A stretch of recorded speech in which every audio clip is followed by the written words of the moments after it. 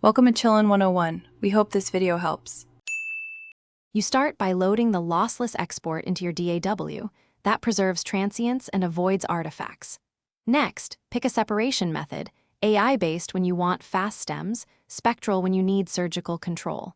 Once done, run a quick dry separation to get an isolated vocal stem. Make sure to keep the original track muted but intact.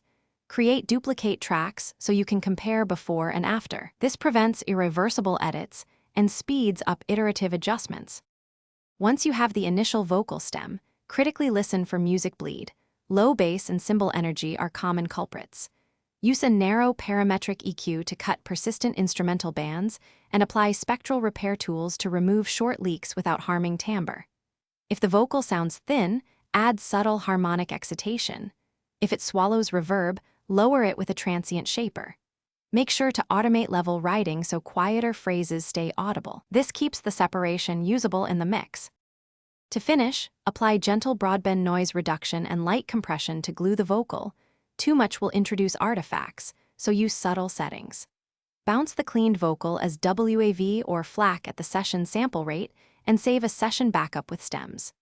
If you still hear instrumental residue, try an alternate separator or the phase inversion trick.